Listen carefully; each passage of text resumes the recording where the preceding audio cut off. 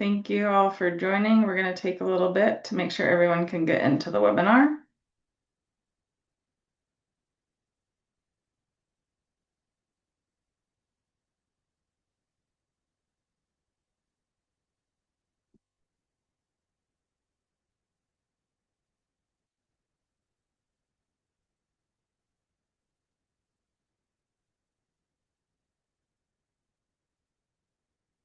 Okay, we're going to go ahead and get started. So thank you for joining HOPA's Election and Leadership Town Hall today. We're really glad to have you here to learn a little bit more about our election process.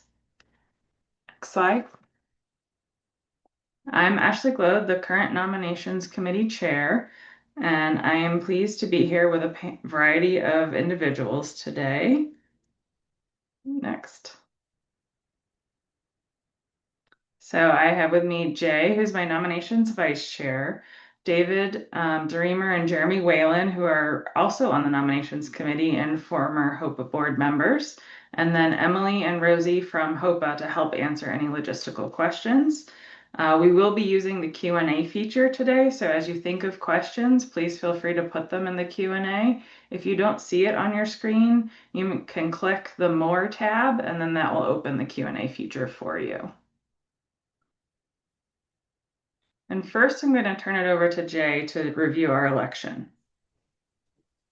Hi, thanks guys. So yeah, we'll start off with, and we can just hop into the next slide for which positions that we have open for this election cycle. Annually, we'll be looking for a new president-elect, so that is available, and this person will serve a 3-year term. 1 year as the president-elect, 1 year as the president, and then 1 year as the immediate past president, where there's responsibilities there as well. Looking for a secretary, so secretary serves a 3-year term, and there's one position available, and a board member at large position, and this is also a 3-year term. And then we can talk about the responsibilities of each role, so we can move on to the next slide. Okay, so our president-elect. This is where we're preparing to lead HOPA. So our president-elect, we're going to develop plans and continue a strategic plan initiatives upon becoming president. The president-elect will maintain regular communication with the current president and perform the duties of the president in their absence. They'll also review and approve email requests as outlined in policy. They'll assist in developing an annual budget. They'll also serve as a member of several different committees, including the Finance Committee, Public Policy, and the IRC committees. So these are all key committees that help HOPA function. And obviously, they'll work with the president side by side and recommend committee leadership and membership appointments. Time commitment's going to be around 8 to 10 hours per month as president-elect, and this includes monthly meetings and preparation, committee participation, which I just mentioned, strategic planning, decision-making, and leadership collaboration with the president. We can expect about 1 to 2 days per month of travel, and this would be from anywhere from the annual conference to fall programming for Hill Day in DC, board membership, leadership training, and then the quarterly in-person board meetings as well. Next slide, please. So then we can talk about the presidential responsibilities, and this is when we'll be leading the association if interested in this role, applying for the president-elect role. And this is where you'll serve as HOPA's official spokesperson, which is exciting. You'll chair the executive committee and lead the board meetings. You'll partner with the executive director on strategy and organizational priorities and represent HOPA with members, partners, and external stakeholders. The time commitment is a little bit more than our president-elect position, where we're looking about 10 to 12 hours per month, and that's going to be for monthly preparation and meetings and board and executive committee leadership, strategic planning, decision-making for the organization, and then also working on periodic communications, and this would be like our board update column that's going to be sent out to the members. For travel expectations for the president, again, a little bit more than on our president-elect role, where we're looking at 2 to 3 days per month, and that's going to equate to roughly 25 to 35 travel days annually. And you'll be going to some really great events. These will include leadership retreats, our quarterly in-person board meetings, obviously the annual conference, fall programming in DC, meetings with Assembia and the APHA House of Delegates, JCCP meetings, and there's about 3 a year, and also the ASCO annual meeting. And then transitioning into our next slide, to talk about the responsibilities of our immediate past president.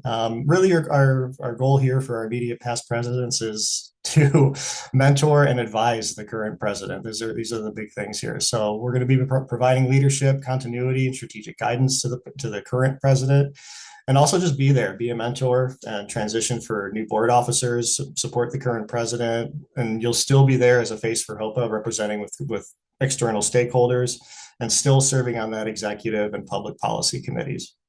As you can see, our time commitment does go way down once you're off the hook as president, where we're going to be at about 5 hours per month, and just mainly in that mentoring role on those executive committees and public policy committees, and still traveling and being a stakeholder or with our external stakeholders about 2 days per month, and going to the annual conferences, national pharmacy conferences, and our quarterly in-person board meetings.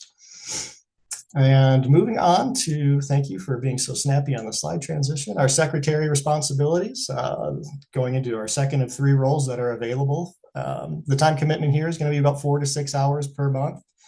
Average travel commitment is going to be about 1 day per month. And the secretary is there to ensure that the minutes of all board meetings, they're maintained accurately, reviews the draft minutes from all board meetings, and serves as a member of the executive committee and participates there.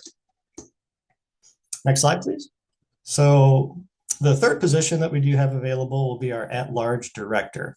And our responsibilities for our at-large board members is really just, we're there for a time commitment. We're here to serve on the board. It's 2 to 10 hours per month, about 1 travel day per month. And we're just ensuring adherence to all the general board member policies and responsibilities as outlined by the policy manual. This will be a 3-year role, as previously mentioned, and this particular position assumes office at the end of the annual conference. So next slide, just to discuss some general board member duties for all positions. Board members were all must adhere to all financial policies in the organization, exercise fiduciary responsibility, assist in carrying out the duties of the board, and help set the strategic direction of the organization. We need to be familiar with all operational procedures and policies, like our bylaws. Board members are to communicate regularly with staff, members, and partners, direct the association in accordance with HOPA's mission, and they'll also oversee and evaluate programs, participate in committees, groups, task forces, and external groups as requested by the president. You'll serve as a board mentor for new board members, support membership recruitment and retention, and all board members will really work closely with HOPA staff to accomplish their position responsibilities. We want to retain professional management, legal counsel, and independent auditors, and maintain relationships with our stakeholders. And go to the next slide. So we really encourage you to nominate yourself and others for these positions, and this is an excellent way to take your HOPA membership to the next level. So moving into the nomination process, if we can just go to our next slide. The nomination forms are available on apply.hoparx.org, and we'll discuss the nomination process here in our next slide. So with our process here, this will begin Monday, August 1st at 8 a.m. I'm not sure if the date there is, let's see here. I could look at my calendar. So yep, that's Saturday. So that's correct. I need to update my notes. So Saturday, August 1st at 8 a.m. and it'll close on Tuesday, September 1st at 5 p.m. Central. Nominators will complete a web form on HOPA's Election Center, and we'll have some information about that in the slide coming up. They'll be asked to include the nominee's first and last name, the position they're nominated for, the email address, their institution or workplace, and their phone number. And nominators can also check a box to remain confidential if they wish. Staff will reach out to nominators only if information is needed to reach the person being nominated. Like, for instance, we can't reach them with the information that was provided. And it's important to note that all nominees must either accept or decline their nomination. So please make sure that the person you are nominating is aware of your nomination. Nominees must complete a formal application by the deadline to be considered in the running. And of course, nominators can submit more than one nomination, but only one nomination per web form. So if you are submitting for multiple nominees, please, they must each have their own form filled out. Members of the board and nominations committee. So this committee giving this webinar, we are currently restricted from submitting nominations and as well as members of the board. And with that, I will hand it back to Ashley, and she will discuss a little bit more in depth the application process. Thank you, Jay. So once an applicant has received a nomination and accepted that nomination, they'll have an application form to fill out that requires a variety of different files that need to be completed. So on the next slide, we can get into the bulk of that application process. I do want to point out that once you accept the nomination is when you will receive the nomination or application form. So you won't know exactly what needs to be completed in a lot of detail till you receive that web link. The application does take at least an hour to complete. So make sure that you start early. One of the important things to be thinking about early is the requirement of an employer letter for support. So be asking your manager, director for that information to complete this letter of support prior to completing your whole application packet. You will need to fill out the conflict of interest and disclosure form, the application form itself, and then have a current CV and photo. And then something that's been a little bit more recent is a self-assessment of your competencies and skill set. And we'll get into that on more detail a little bit later. And applications for this year are due Tuesday, September 15th at 5 p.m. So keep that date in mind. So individuals that we look for in board candidates are those that have a sincere interest in pursuing a board position. So we want people who are passionate about HOPA, passionate about board leadership. They have to have been an active participant in HOPA and have specific goals for the advancement of HOPA. And an important part of this is knowing the strategic plan, and there will be a webinar upcoming next month that we'll share at the end of this webinar. Also important to be knowing HOPA's core purposes and values, be actively involved in the practice of hematology, oncology, pharmacy, and have made significant contributions to this, and then being well recognized as a leader within the profession. Another important attribute of a qualified candidate is those who have strong connections within pharmacy and oncology communities, and then also build upon their organizational skills and help to provide oversight and aligning resources to our strategic direction. And again, we've said strategic a lot, so the strategic plan and aligning with that is really important in your application. Once we've received a completed application, we have a very formal evaluation process that's completed by all members of the nomination committee. And next slide. So we have two key components of this. We review the candidate's full application packet, and we have an evaluation rubric that aligns nicely with the application form itself, where we evaluate a candidate's qualifications, leadership experience, and potential contributions that they highlight in their written responses. And then we also look at the competency matrix, and that's something where an individual is going to fill out what are their strengths and what may they bring to the board to help make us a complete diverse board. Next slide.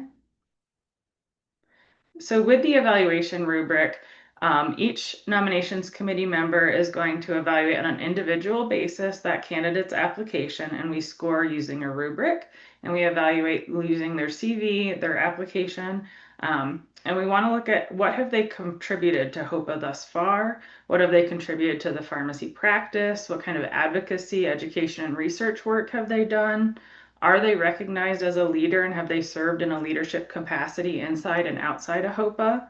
What specific skills do they have that they've highlighted in their essays as well as on their CV? And then how do they work within a team and how do they come to group decision making and what responsibilities do they tend to take when there's a group decision that needs to be made? We also like to see individuals highlight their familiarity of that strategic plan and how they can influence and impact ongoing goals that HOPA has.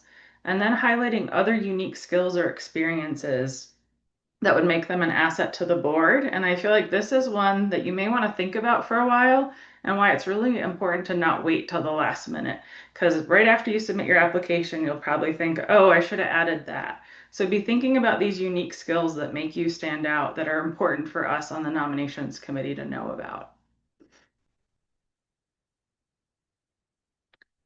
And the second component that's a little bit newer is that self-assessment of competencies and a matrix. And what we do on the nominations committee is we look at our current board members and what skill set do they have and where are there gaps that we would like to fill to make sure we have a diverse board. We also want to bring some complementary skills. So maybe you could help support someone who has really strong organizational skills. So you're a second person that's very good at that. And then we want to make sure that we have a board that can support our HOPA strategic priorities. So we as a nominations committee are also reviewing the strategic plan and making sure that we have a complete, diverse board that can do the best it can for HOPA as an organization.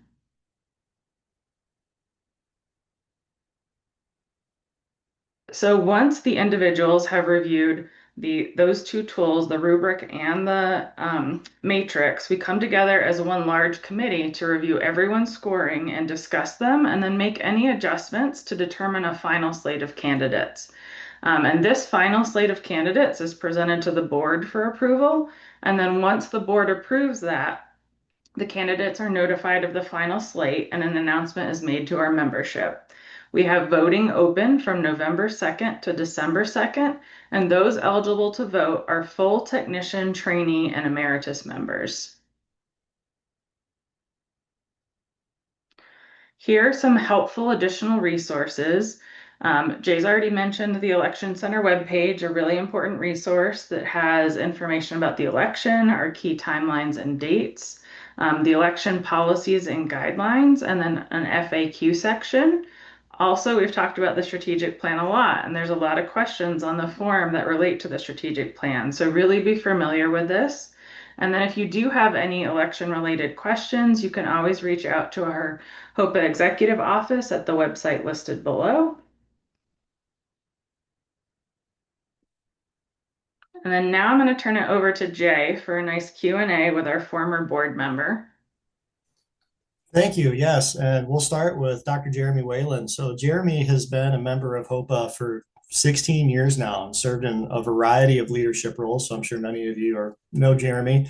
This has included participation in multiple committees, chairing the program committee, and serving on the board of directors from 2018 to 2021. And currently, Jeremy is serving on the nominations committee with us. So we've got some questions here for Jeremy just to talk about your experience. So what inspired you to run for the HOPA board and what ultimately convinced you to say yes to serving? Yeah, thanks for the question, Jay, and thanks for having me on the HOPA webinar. So I've always been a believer in the value of organizations, what they provide to the community that they serve. So as I was going through the residency program and was exposed to HOPA, it quickly felt like this was my professional home, more so than any of the other pharmacy groups. I was very fortunate to get plugged in early with some of the work groups and committees early on and had some really amazing mentors. So I knew early on that I wanted to serve and really give back to this community. It was after chairing the program committee that I finally felt like I had the experience, the exposure, and the drive to really apply and serve on the board. And so I did. I failed, but I then went and reapplied the next year and was very fortunate to get elected then. Yeah, great. And I've just being a new practitioner and newer HOPA member for only about 5 years now, I definitely get those sentiments of feeling at home and feeling welcome. But looking back on your board experience, what would you say surprised you the most about your experience? Yeah, I would say when I got on the board, it was really how involved and engaged HOPA was, and thus really the board as well. And not just with the internal operations of HOPA, but really with broader external groups, and really how ambitious the board was during those years with our strategic plan. I mean, we really worked hard, but it really felt as if I was part of something bigger and serving back. So it was just amazing to be part of the organization and as I said, serving the organization that had already given me so much. Also the friendships and the connections that I made on the board, there's still a whole group of us that were on the board together that are still in a chat group that we text each other constantly. Okay, great. And then, you'd mentioned, the first time you applied to get on the slate, you didn't make it, tried again. And wound up on the board. So what would you say to someone who's actually considering running for the board this year? Yeah, I would say do it. Try. I mean, there's never the perfect time, to make a 3-year commitment, but I promise you won't regret it, especially if you feel that HOPA is that professional home for you. I would also though say some practical guidance maybe would be to sit down and figure out your why and really for who you want to serve the board. And if you haven't reached out to either some current board members or some of the past board members, I'd really advocate for that too. Get some insight, get some really, real world experience of what the board looks like, and go from there. But I would strongly recommend if you're already on this call to learn about it, I would advocate for you to put your nomination in. Okay, excellent. Thank you for your testimonial to start there. Jeremy will be available for Q&A afterwards as well, but at this point, we'll transition over to the testimonials for Dr. David DeReamer. David's been actively engaged with HOPA with numerous committees and task forces, so I'm sure this is another familiar face for many of us on the webinar. He served on the board of directors twice from 2015 to 2017 and then 2019 to 2022, and he was HOPA president in between that stretch from 2020 to 2021. So David is serving on the nominations committee with us currently. So to get started, David, as you've served in multiple board roles and eventually culminating as HOPA's president, looking back on those roles, how did each role kind of prepare you for the next? And what did you think you gained from that leadership journey?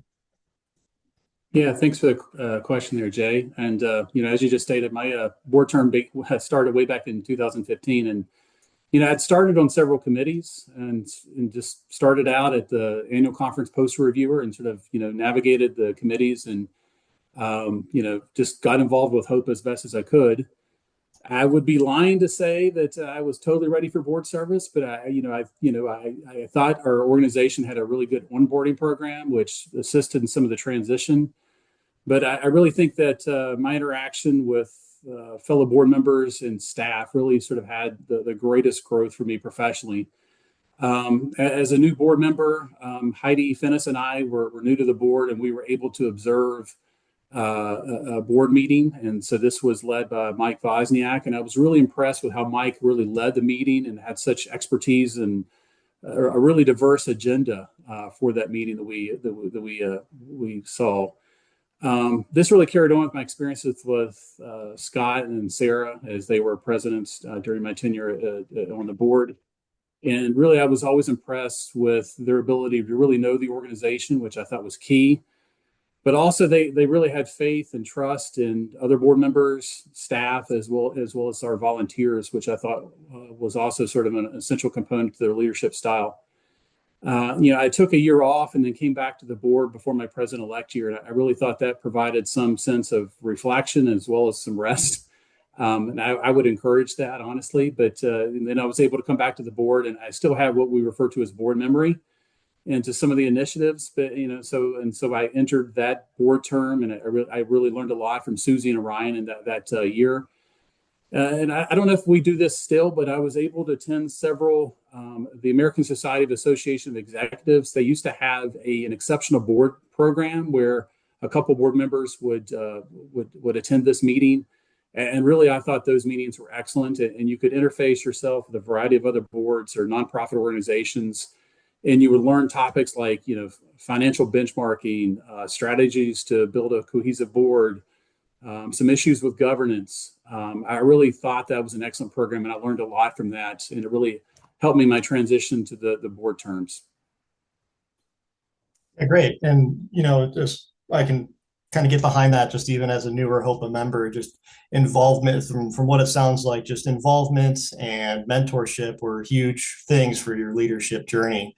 So getting back to your time as president, as HOPA president, what would you say your experience or accomplishments had the greatest impact on you?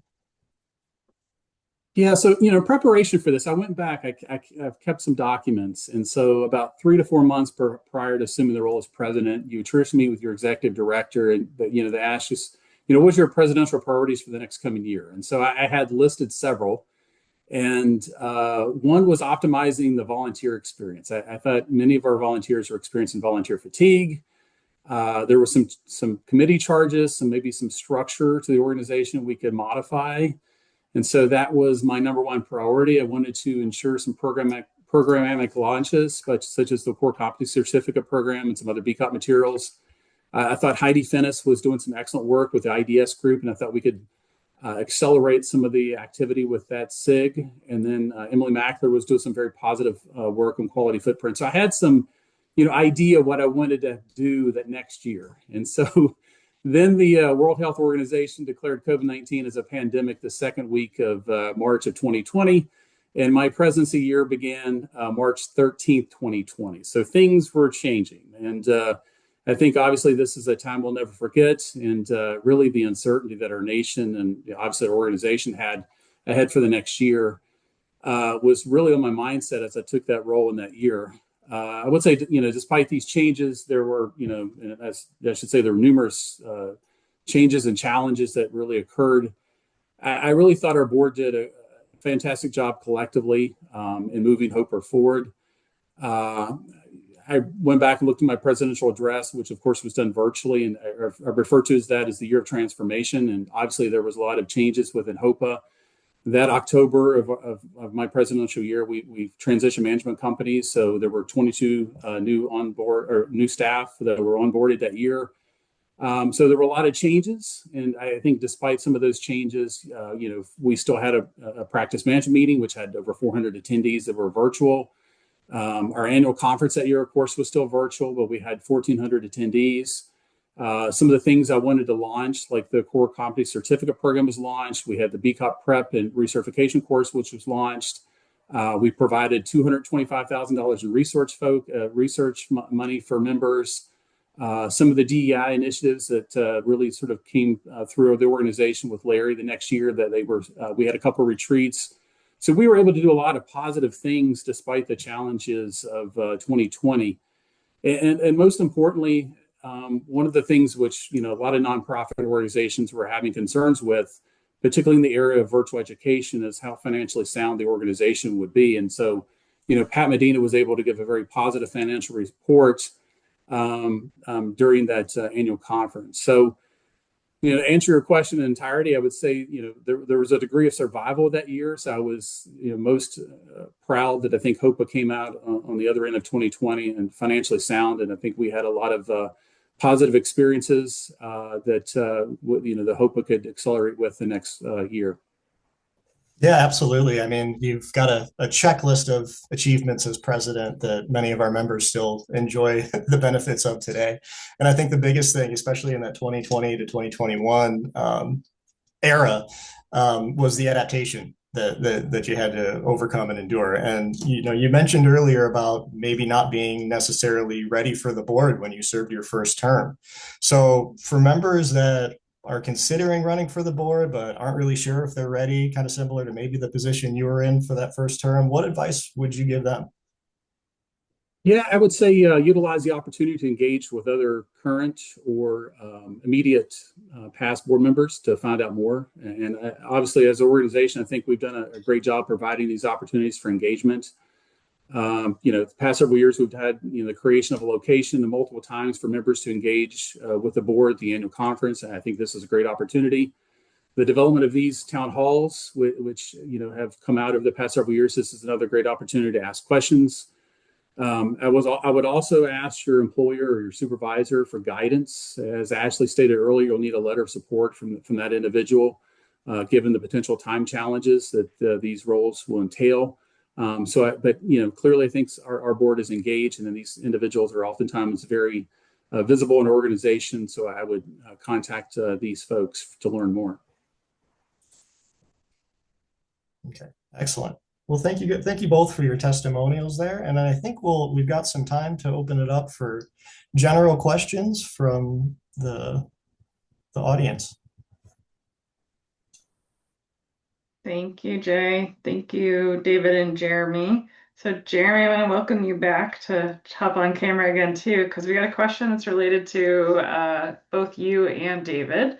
So Jeremy, if you want to start first, in your experiences of being on the board, what is something new you learned about HOPA, and what's something you learned about yourself? Yeah, that's a good question. I think one of the things I learned about HOPA is just besides all the work that we were doing, and David really articulated a lot of that stuff, but really how passionate the membership was as well. Remember when people were trying to get on committees, I mean, we'd always get, tenfold more people applying to get on committees than we had space for. And I don't think a lot of other organizations have that. And that to me is really heartwarming and tells me that this is the right place. And I would advocate to those out there, if you haven't been on the committee that you really want to keep trying. But there's just such a force behind the HOPA membership that want HOPA to be successful and want to be engaged. And I think that's really was amazing. And then what did I learn? What did I learn about myself?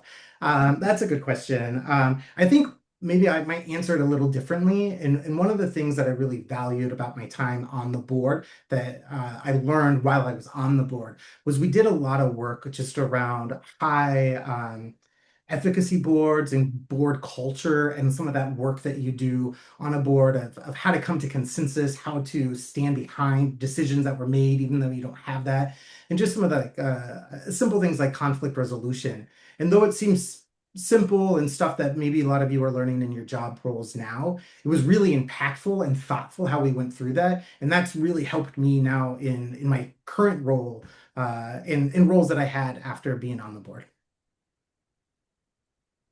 Thank you. Yeah, I would say for my answer to that would be the first part there would be the depth and the experiences and the expertise we have in an organization. You're clearly, in these roles, you're not going to have all the answers, but you would be amazed at the level of expertise in an organization. It's just identifying those individuals which can help you in a variety of assets. I will say, for example, like the finance committee can be challenged. And for me, my residency director was our finance committee chair. Many people don't know this with Val Adams, but he used to be back before he was a pharmacist, he was a stockbroker, so he knows finances. And so leveraging some of his expertise on the finance committee, I thought was invaluable. But also, EDI has, a financial advisor as well, which was clearly somebody we leveraged their expertise when making that transition and some of the financial issues. So that was something outside of expertise that I could leverage their experiences. And sort of that second part, I think, goes back to personal adversity. Being the HOPA president was something I'd never professionally aspired to do. But as Jeremy said, there was a call to serve. And so, HOPA is the organization I've always felt at home at. And such as Jeremy said, it was a challenging year. And so I think, we persevered a lot as a board, given some of the challenges I spoke of. But I think that's probably something I learned more about myself on that year as it relates to perseverance. All right, thank you both. We did get another question here. So what resources did HOPA provide that were most valuable for you in the various roles? And what one or two skills you brought that you think allowed for your success in the roles that you served in?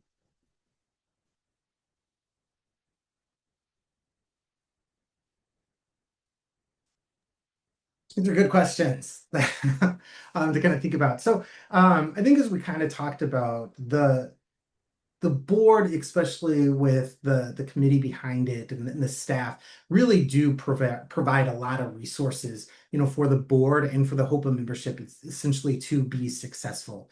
I think about when we do advocacy or HOPA, Hill Day, just the work that goes behind the scenes to really make sure that you're, feeling prepared and competent and competent when you go out there and work. And as I said, some of just the work they did on making sure that the board itself was going to be highly efficacious and functional and work well together. I mean, they just every time we kind of got together, there always felt like there was a little bit of resources. And David already said, we have a finance team that kind of helps behind the scenes. We have a lawyer, we have, an advocacy person. And so in that sense, don't necessarily feel like you have to be an executive already or be, the best at something in order to get on the board. That they do really help prepare you when you're on the board. So really come as your authentic self. As Ashley already said at the beginning, think about what are those special skill sets that you already have that you're willing to bring to the board to help it be successful. So whether that's, working in different settings, maybe you're out in the rural community, and so you're understanding different struggles that patients have to access cancer care that might be unique to that setting versus what an academic setting has. Or when you were in college, did you already be on a board or work in a different space? All of those kind of skill sets that round you out to be your authentic self will all be helpful and valuable when you're on the board. You don't necessarily have to be a stockbroker in your past life. That definitely doesn't hurt. But that, I think, if that answers the question, it was a long question. I don't remember all the details. I think that got it. Thank you. I was to say for the two resources for me, I was jotting down some notes. I thought like for me, the onboarding program I thought was great. The one-on-one experiences with executive director I thought were beneficial. Even like when we did the management company change, I thought that was positive. Getting two different perspectives from two different management companies. The program with SAE or ASAE, I thought that was excellent, particularly for new board members to sort of learn what nonprofit organizations do from a fiduciary standpoint and some other stuff. I thought those resources were real well on point. The two skills I thought that helped me out the most was probably communication and networking in oncology pharmacy. We know this is sort of a small network of friends, but obviously, expanding those sort of initial connections and making long-standing networking connections, I think, really helps you professionally. Thank you, David and Jeremy. The next question we've received in the Q&A was, can members working in industry run for a board position? And this we do have a policy on. So the HOPA president and therefore president-elect can't work for ACPE ineligible companies, but outside of those positions, there's no restrictions for individuals working in industry who are interested in running for a board position. I would say it's very important to check early with your employer on their policy because it may take a while and you may need to talk to your company's lawyers or legal team to get approval to run for the board position. But just remember, it's just not the president-elect, therefore president, but the other board positions you would be eligible to run for.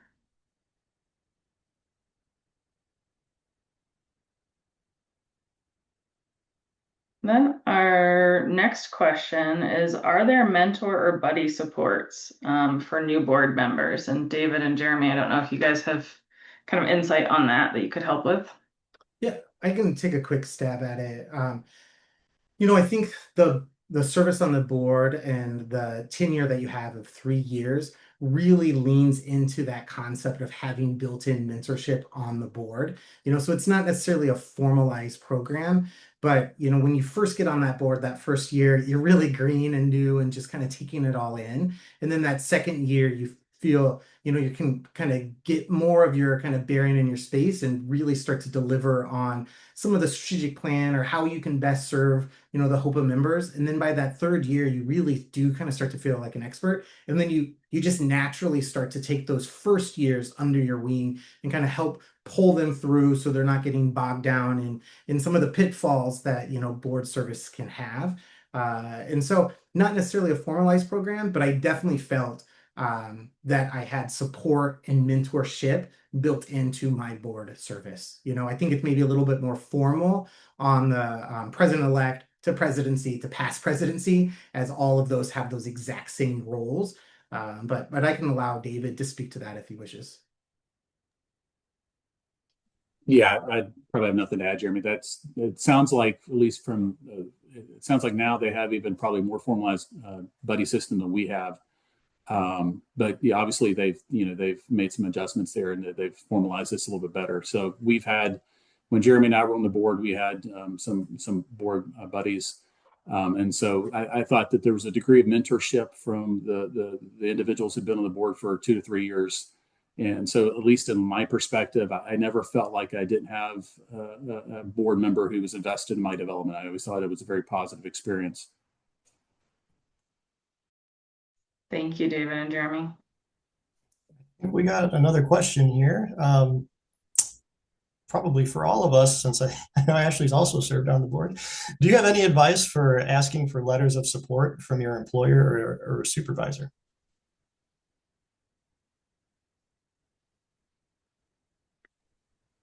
I mean, I would, what I would advise, and especially as a supervisor manager now, is start to plant the seeds.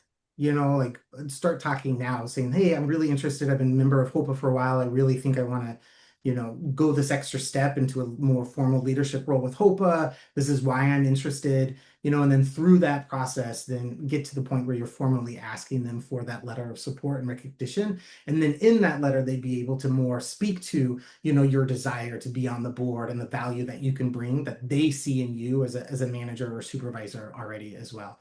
Outside of that, my recommendation would be just do it, right? Ask, lean in, but yeah, I don't know why I'm always the first one to answer and give everybody else a chance to think about it. Because you're so articulate, Jeremy. I would say this. So I came, and so Ashley did as well. So I came from an academic background. So I had to get a letter from my department head. Obviously, from an academic perspective, there oftentimes can be a little bit more flexibility from your clinical specialist. And so from the department head perspective, they will utilize that letter to justify some changes in your roles for the following year. And I didn't do this, but others and other pharmacy organizations do this, where you can modify your annual report or your annual plan for the next year. Oftentimes, there could be some negotiations as it relates to, and this, changes in the curriculum, maybe less teaching, maybe one less practice day, but that's clearly something you'll have to negotiate with your department head. But there is a little bit of that discussion on the front end, and I think, at least from my standpoint, it was no additional committees will be assigned to you because we understand you're going to be, working in this setting. But I think some try to utilize this for leveraging some things to be removed off their plate. And, you hear some other pharmacy organizations that some individuals are able to do this.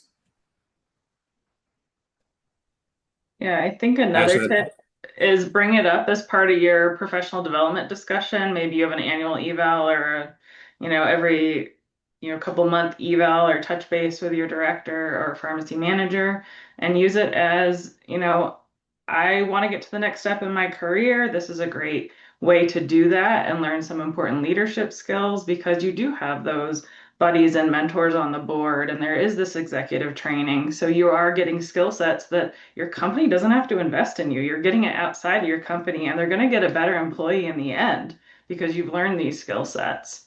And then another piece to leverage is the letter doesn't have to be written by them from scratch. There's a templated letter that they have to kind of fill in a couple different boxes and sign. So it's not that they've got to put in this effort to write you this formal letter of support, because sometimes when you reach out to someone who's very busy, they don't want to dedicate 5 minutes to crafting their own letter that they may have just used AI to do for them at this point.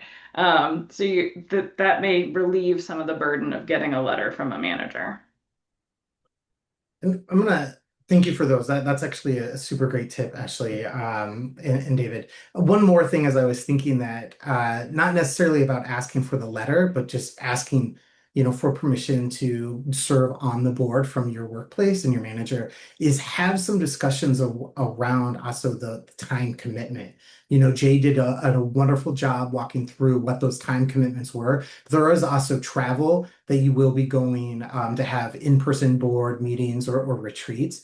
And so figuring out like, hey, if I need that 4 hours to do a board meeting on a Friday, do I need to take PTO? Or as Ashley was saying, this is part of my development that you're getting for free too. Can I just block that time off? And also the travel that can be associated with it. Just having a little bit of those conversations up front so then there's not surprises or conflict down the road with your employer is something I'd advocate for as well.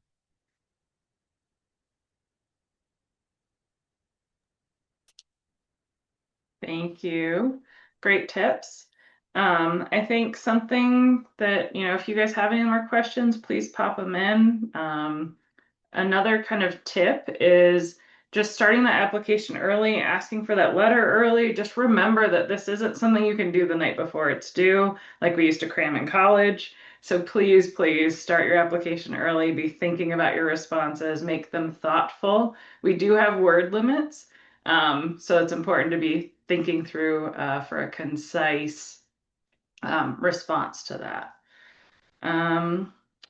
We did get a question regarding someone who may have limited resources and financial support from their institution. Are there reimbursements for the travel requirements? Is HOPA covering that, or is the institution responsible?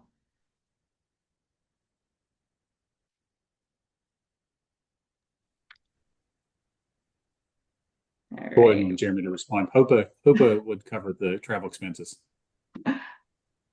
So that may be another kind of avenue to leverage when you are talking to your manager for that letter of support of like, it's not going to cost the institution extra money.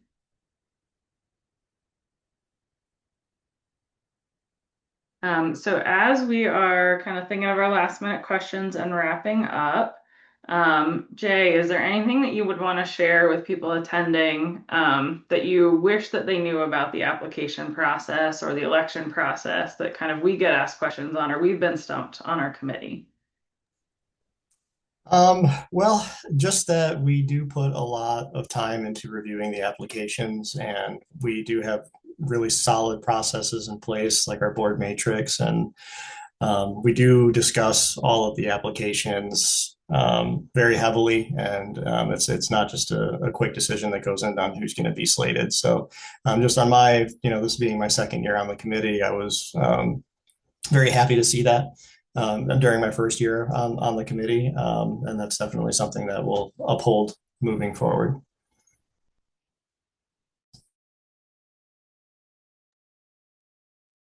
Jeremy or David, from your view as either board members or kind of on the nominations committee now, what are some things that you wish people knew?